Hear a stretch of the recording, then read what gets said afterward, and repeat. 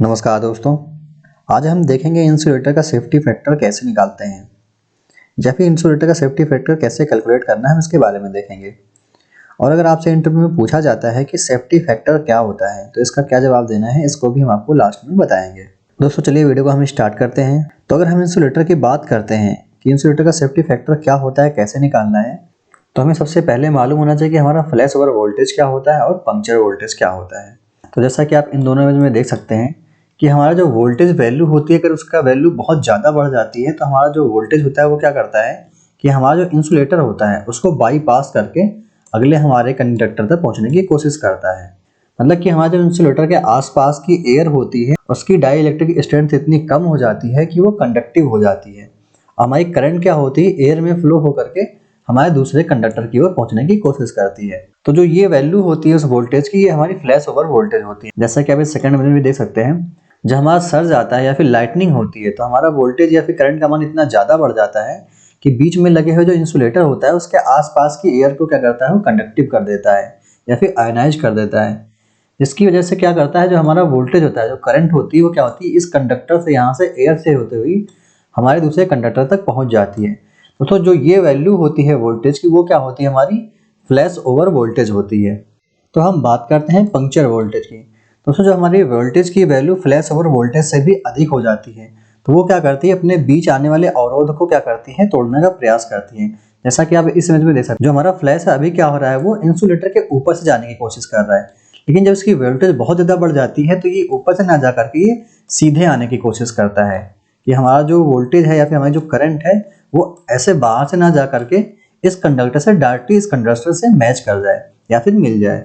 तो इस कंडीशन में क्या करता है दोस्तों, वो अपने बीच आने वाले जितने भी अवरोध होते हैं उनको तोड़ने की कोशिश करता है। जैसे कि जब वोल्टेज का मान बहुत ज़्यादा बढ़ गया तो उसने क्या किया, यहाँ से इस डिस्क को ब्रेक कर दिया। उसके बाद ये आगे नहीं ब्रेक कर पाया तो उसने क्या किया, यहाँ के डिस्क को ब्रेक कर दिया। लेकिन अगर इसकी वैल्यू बहुत ज़्यादा बढ़ जाती है तो वो क्या करता है, उस सीधी सीधी रेखा में डिस्क को एक तरीके से ब्रेक कर देता है। तो जो ये वैल्यू होती है हमारी, वो क्या होती है दोस्तों, हमारी पंक्चर वोल्टेज होती है। कि हमारी वोल्टेज का मान इतना ज़्यादा बढ़ जाता है कि अपने बीच आने वाले सारे अवरोध को तोड़कर एक सीधी रेखा में फ्लो होने का प्रयास करता है हमारा करंट। तब जो हमारे वोल्टेज की वैल्यू होती है दोस्तों, वो होती है हमारी पंक्चर वोल्टेज की वैल्यू। तो हम ये देखेंगे कि हमारा जो इंसुलेटर होता है उसका हमें सेफ्टी फैक्टर कैसे निकालना है या फिर उसका सेफ्टी फैक्टर हम कैसे निकालते हैं, उसका फॉर्मूला क्या होता है।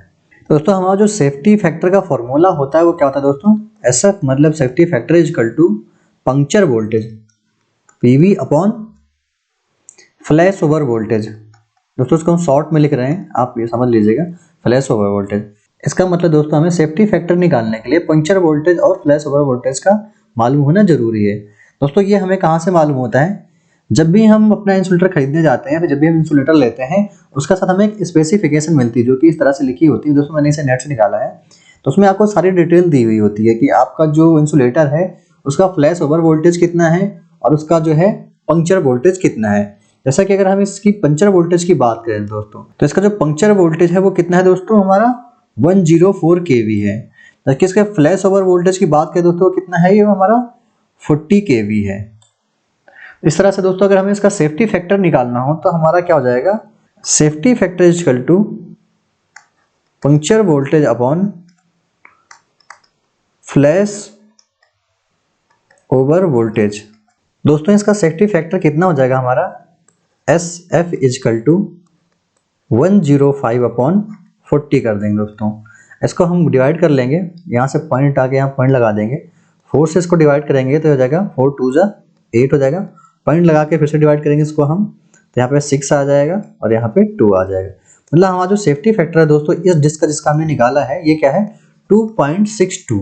मतलब हमारा जो सिंगल डिस्क है इसके सेफ्टी फैक्टर कितना निकल के दोस्तों, 6.62, जो कि हमारा पोर्सलिन का 11 kVA का एक डिस्क इंसुलेटर था। इसका हमारा सेफ्टी फैक्टर कितना होगा दोस्तों, 2.62। तो दोस्तों इस तरह से आप किसी भी इंसुलेटर का सेफ्टी फैक्टर निकाल सकते हैं, फिर कैलकुलेट कर सकते हैं। दोस्तों हमारा जो सेफ्टी फैक्टर होता है किसी भी ऑब्जेक्ट का या फिर किसी भी एलिमेंट का, वो सेफ्टी फैक्टर की वैल्यू हमेशा 1 होती है या फिर 1 से अधिक होती है। सेफ्टी फैक्टर की वैल्यू कभी 1 से कम नहीं हो सकती है।